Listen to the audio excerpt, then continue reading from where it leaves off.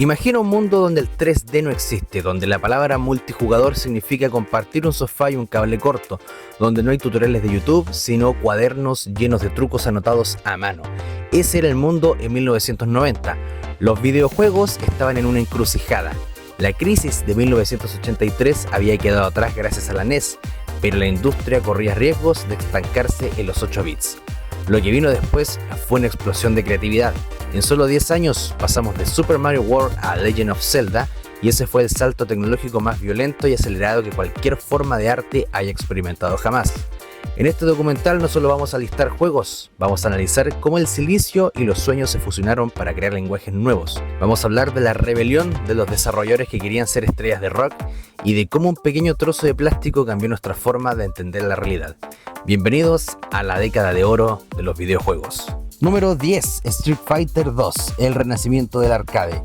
En marzo de 1991, Capcom lanzó Street Fighter 2 The World Warrior. El mercado de los arcades estaba en declive, pero esta máquina causó algo parecido a una histeria colectiva. El equipo liderado por Yoshiki Okamoto no buscaba crear un fenómeno social, buscaba una secuela para un juego de 1987 que había pasado sin mucha pena ni gloria. Sin embargo, se obsesionaron con la fluidez. Querían que cada golpe se sintiera real, y aquí nació el concepto de sprite de alta resolución. Cada cuadro de animación de Chun-Li o Guile fue dibujado a mano píxel por píxel, buscando una anatomía que el hardware de la época apenas podía sostener. Y si hablamos de técnica, durante la fase de testeo, el programador Noritaka Funamizu notó que debido a un ligero retraso en la recuperación de animaciones, era posible meter un segundo golpe antes que el enemigo se recuperara del primero. En lugar de arreglarlo, pensaron, esto es demasiado difícil de hacer, nadie lo descubrirá. Se equivocaron. Los jugadores no solo descubrieron, sino que también lo convirtieron en una base competitiva del juego. El combo nació como un bug y se convirtió en una piedra angular en la industria de billones de dólares. Número 9. SimCity 2000, la ciudad como lienzo. Mientras los niños se peleaban en las consolas, los adultos y los niños más curiosos estaban descubriendo algo fascinante. Will Wright, un hombre que prefería diseñar mundos que jugar en ellos, nos entregó SimCity 2000. El primer SimCity era como un plano arquitectónico aburrido, pero la versión 2000 introdujo la perspectiva dimétrica. De repente tu ciudad tenía relieve, podías ver colinas, valles y lo más importante, la majestuosidad de tus rascacielos. Esto no solo fue un cambio estético, fue un cambio en la conexión emocional del jugador con su creación. Ya no eras un administrador, eras un dios. Aquí es donde el guión se debe profundizar con complejidad. SimCity 2000 introdujo las capas de infraestructura. Tenías que gestionar la red eléctrica, pero también el agua. Si no ponías tuberías, tus ciudadanos abandonaban los edificios. Tenías que equilibrar el presupuesto entre educación, salud y policía. ¿Se acuerdan de los periódicos del juego? Fue una forma brillante de darle narrativa a un juego que no tenía personajes, y leer el SimCity Times y ver cómo tus decisiones afectaban a la opinión pública era una lección de política encubierta. Número 8. Sonic el Erizo, la rebelión azul. Ningún top de los 90 está completo sin hablar de la guerra entre Nintendo y Sega, y el soldado de primera línea era un erizo azul que corría a la velocidad del sonido. Nintendo tenía a Mario, un fontanero amable, redondo y familiar. Sega quería lo opuesto, querían algo que un adolescente de 15 años quisiera tener en una camiseta. Naoto Oshima diseñó a Sonic basándose en una mezcla de Mickey Mouse y el cuerpo de un gato, pero con los zapatos inspirados en Michael Jackson y el color azul de Sega. Lo que sí era real era que el procesador de la Motorola 68000 de la Genesis era mucho más rápido manejando cálculos matemáticos simples que el procesador de la Super Nintendo. Esto permitía que Sonic se moviera a una velocidad que la pantalla Nintendo simplemente no podía procesar sin ralentizarse. Y además de eso, hay que dedicarle tiempo a Masato Nakamura. Él no solo era un compositor de videojuegos, era una estrella pop en Japón. Compuso la banda sonora de Sonic como si fuera un álbum de estudio. El chip de sonido de Yamaha de la Genesis tenía un timbre metálico casi industrial, que encajaba perfecto con los niveles de Scrape Brain Sound. Sonic no solo se veía más rápido que Mario, sonaba más moderno. Fue el juego que dividió a las familias y obligó a Nintendo a dejar de ser tan conservadora. Número 7. Menciones honoríficas. Antes de entrar al Olimpo de los 5 mejores, debemos detenernos. La década del 90 fue tan prolífica que dejar estos nombres fuera del análisis sería un pecado histórico. Estos juegos no están en el top 10 por una cuestión de decimales en su impacto global, pero cada uno de ellos podría ser el número 1 en cualquier otra década.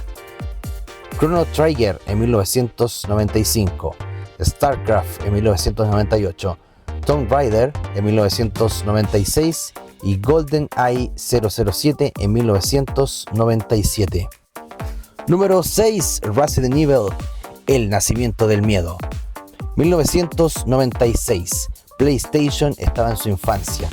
Capcom decidió que los videojuegos ya no tenían que ser sobre héroes coloridos, podrían ser sobre el silencio, la oscuridad y el miedo a lo que hay a la vuelta de la esquina. Shinji Mikami, el director, quería que el jugador se sintiera indefenso. En Resident Evil, el enemigo no es solamente un zombie, es tu propio inventario. Tienes 6 o hasta 8 espacios. Tienes que elegir entre llevar una llave, una hierba verde o munición. Esa ansiedad constante es lo que define el género. El juego nos obligó a pensar bajo presión, a resolver puzzles mientras escuchábamos el arrastrar de pies de un muerto viviente en la habitación contigua. Técnicamente, el juego fue una genialidad de compromiso. La PS1 no podía renderizar una mansión entera en 3D con ese nivel de detalle, y la solución: fondos estáticos de alta resolución que parecen fotos, personajes 3D moviéndose encima, y esto permitió ángulos de cámara cinematográficos como si alguien te estuviera observando desde el techo o desde debajo de tu mueble. Fue un terror puro. Número 5. Doom, la revolución de los ID Boys. Si hay un juego que define la palabra impacto, es Doom. No solo cambió lo que jugábamos, cambió cómo lo jugábamos y cómo lo distribuíamos. John Carmack es el Einstein de los videojuegos. Desarrolló un motor que permitía iluminación dinámica por sectores. Podías entrar en una habitación y que las luces parpadearan, creando una atmósfera de película de terror espacial. El juego se movía a una velocidad que mareaba a los jugadores acostumbrados al ritmo lento de la época. Doom se distribuyó de forma gratuita el primer episodio. Pruébalo y si quieres más, páganos. Fue un éxito masivo, pero con el éxito vino el escrutinio. Fue acusado de promover el satanismo, la violencia y especialmente tragedias reales. Esto puso a los videojuegos en el centro del debate político mundial, obligando a la industria a crear sistemas de clasificación por edades. Doom fue el momento en que los videojuegos perdieron su inocencia. Número 4. Final Fantasy VII, la epopeya del CD-ROM. Cuando Square decidió abandonar Nintendo para irse con Sony, el mundo del gaming cambió de eje. El motivo fue simple: el espacio. Los cartuchos de Nintendo no podían albergar la ambición de Final Fantasy VII. El diseño artístico de Midgard es uno de los más potentes de la historia. Una ciudad dividida entre la opulencia de las placas superiores y la miseria de los suburbios inferiores. El juego tocaba temas de adultos: terrorismo ecológico, crisis de identidad, duelo y existencialismo. Ya no estábamos rescatando a una princesa, estábamos intentando salvar un planeta que moría a manos de una corporación eléctrica. Sephiroth no es un villano de caricatura. Su caída a la locura al descubrir su origen es una tragedia griega. El momento en que asesina a Aerith es posiblemente el punto de inflexión más importante de la vida de millones de jugadores. Fue la primera vez que un videojuego nos hizo llorar de verdad, demostrando que este medio tenía el mismo peso emocional que la literatura o el cine. Número 3. Metal Gear Solid, el cine interactivo. Hideo Kojima no es un hombre obsesionado solamente con el cine. Con Metal Gear Solid decidió que el juego no debía ser solo una serie de niveles, sino una experiencia narrativa total. Kojima utilizó el hardware de formas que nadie imaginó. ¿Recuerdas a Psycho Mantis leyendo tu tarjeta de memoria? ¿O cuando tenías que mirar el reverso de la caja física del juego para encontrar la frecuencia de radio de Meryl? Estas mecánicas no solamente eran trucos, eran formas de conectar el mundo real con el digital, haciendo que el jugador se sintiera parte de la conspiración. A pesar de ser un juego de espías con tanques nucleares, el corazón de Metal Gear Solid es un mensaje pacifista y una reflexión sobre la genética. Snake y Liquid son clones, pero el juego nos dice que nuestro destino está escrito en nuestro ADN, sino en nuestras decisiones. Una lección profunda para un juego de disparos.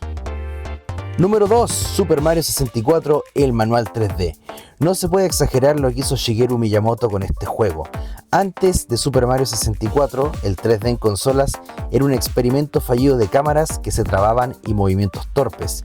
Miyamoto dijo una vez que pasó meses simplemente puliendo cómo Mario se movía en un espacio vacío. Si el movimiento no era divertido, el juego no funcionaría. Introdujo el salto triple, el rebote en la pared y el salto de longitud. Mario era un acróbata y el joystick analógico de la Nintendo 64 era su instrumento. El juego nos enseñó que el 3D no era una limitación, sino una nueva dimensión de libertad. Cada cuadro en el castillo de Peach era un portal a un nuevo mundo. Super Mario 64 eliminó el concepto de llegar al final del nivel y lo sustituyó por explorar para encontrar objetivos. Fue el nacimiento del género de plataformas 3D y el estándar que juegos como Banjo-Kazooie o Spyro seguían fielmente. Número 1. La leyenda de Zelda, la obra maestra total. Hemos llegado al número 1. No solo fue el mejor de los 90, sino para muchos el mejor juego jamás creado. La Ocarina del Tiempo es la culminación de todo lo aprendido en una década. Este es el detalle técnico más importante, el sistema de fijar blanco. Sin esto, los combates 3D serían imposibles hoy. Nintendo creó un hada, Navi, que sería como el punto focal de tu visión. Fue una solución tan elegante que hoy casi todo el juego de acción, desde Elden Ring hasta God of War, lo que hace a Ocarina superior es su alma. Es una historia sobre crecer. Link empieza siendo un niño en un bosque idílico y despierta 7 años después en un mundo devastado y gris. La música de Koji Kondo utiliza la ocarina no como objeto, sino como un puente entre el pasado y el futuro. Hyrule se siente como un lugar real, con un ciclo de día y noche que nos hacía detenernos simplemente para ver la luna. Es la perfección hecha software. Los años 90 terminaron con el miedo al error del milenio, pero lo que nos dejaron fue una herencia eterna. Cada vez que juegas un juego móvil en tu teléfono, en tu PC de última generación o en tu consola, estás usando tecnología o una idea que nació en esta década. Fue una época de riesgo, experimentación y de pasión. Pero los desarrolladores no eran corporaciones gigantes, eran artistas descubriendo un nuevo mundo. Gracias por acompañarme en este recorrido. Si te gustó este video, dale like, comenta y comparte, y sígueme a través de mis redes sociales que van a estar acá en la descripción de este video, y nos veremos en una próxima entrega.